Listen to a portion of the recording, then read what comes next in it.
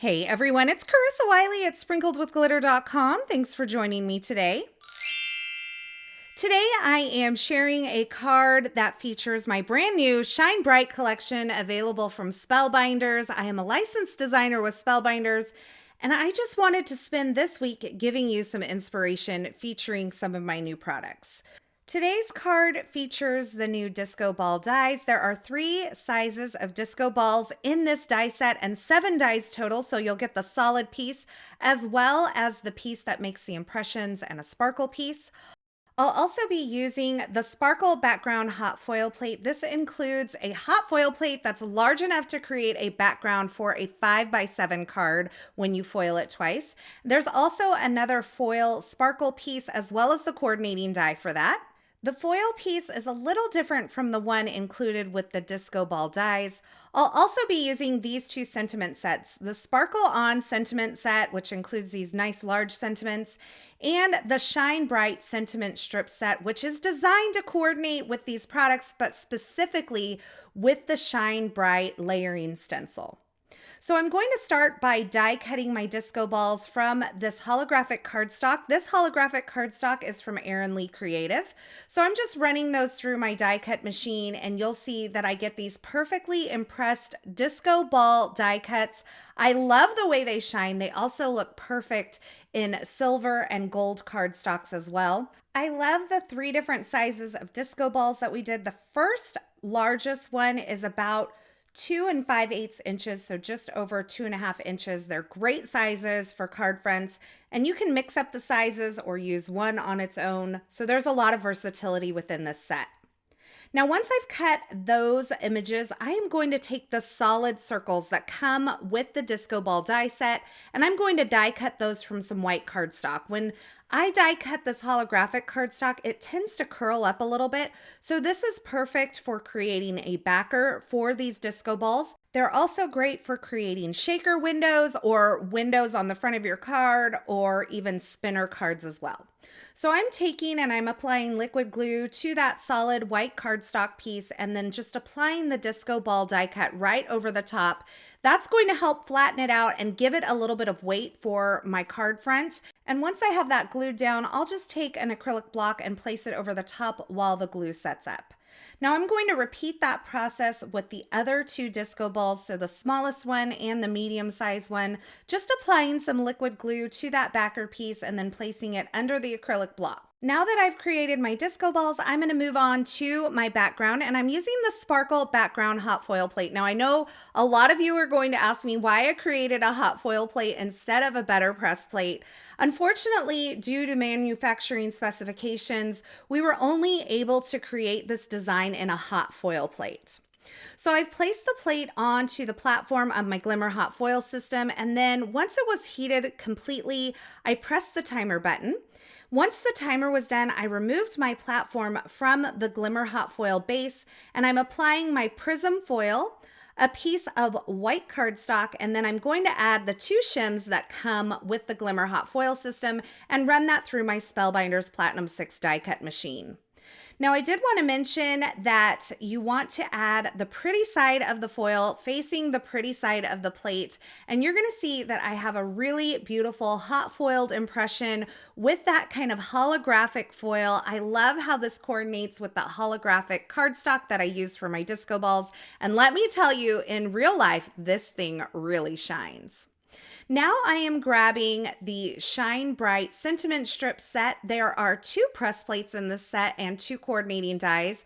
It gives you 13 sentiment strips total. And while I'm at it, I'm just going to add both pieces to my platform, heat those up, and create all 13 sentiments at once. Now, I did want to mention this is a press plate set, so this can be used in your Better Press letterpress platform or with your Glimmer Hot Foil system. You're going to use the same sandwich that you use for a hot foil plate when you're using your Glimmer Hot Foil system. And this time, I'm going to hot foil these onto some watermelon cardstock.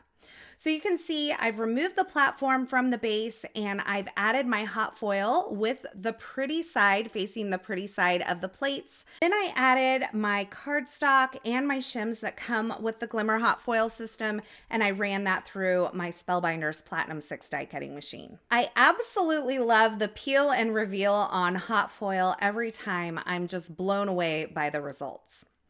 Now I am grabbing the Sparkle On press plate and coordinating die set, also from the Shine Bright collection.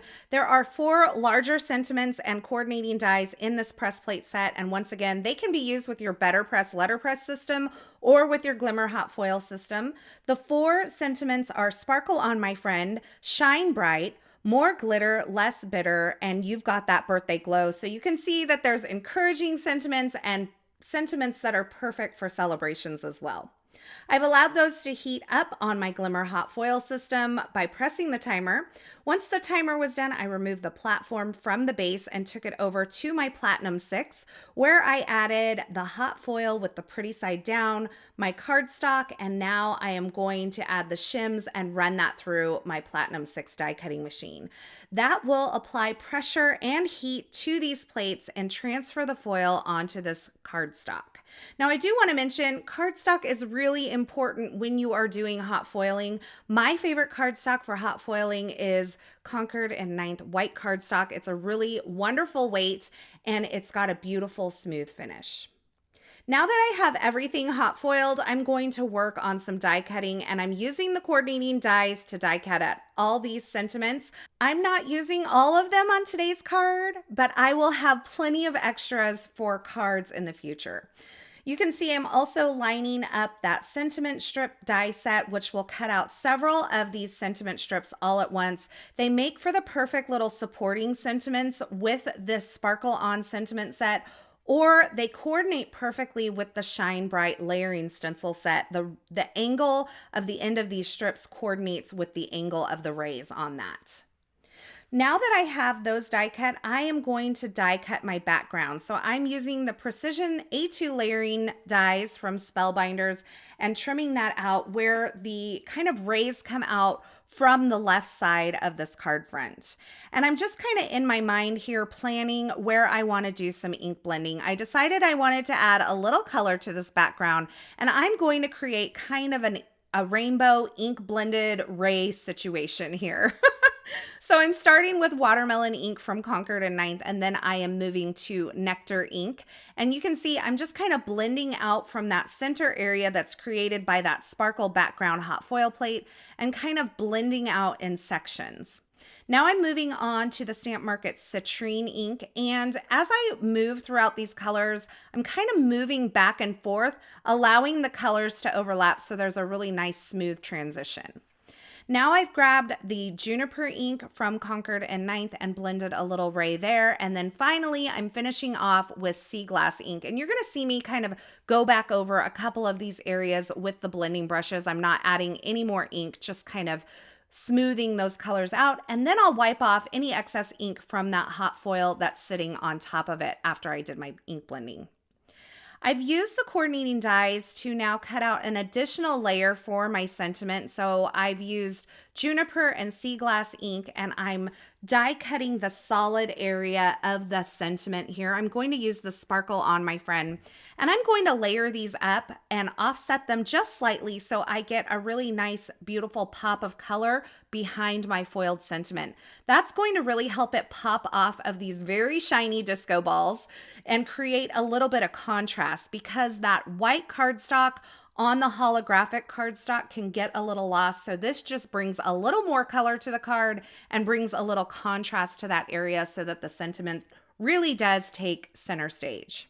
Now, in order to arrange my disco balls perfectly, I've laid them onto my card front, and once I have them in the position that I like them, I'm going to use some repositionable tape and pick these all up at once, right in that arrangement. And then I'm going to flip it over to the back and add some foam adhesive to the back of these areas.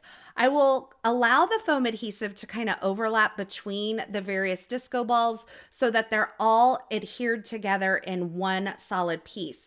That means once I remove the backer from all of this foam adhesive, I can position these right back onto my card front. They're going to stay in the exact same position that I had them before, and I can press them down. Once I have them in position and they're adhered down, I'll remove that removable adhesive or that repositionable tape, and my disco balls will be in the perfect position on my card front. This really is a great way to position multiple die cuts at once. You can kind of lay them out on your card, see how you like them, and then pick them all up at once with a piece of repositionable tape and adhere them all in one go rather than fussing with each piece individually. So now I have the little sub-sentiment strip that says "Be the Light." I'm adhering that onto the bottom of the Sparkle on My Friend sentiment there.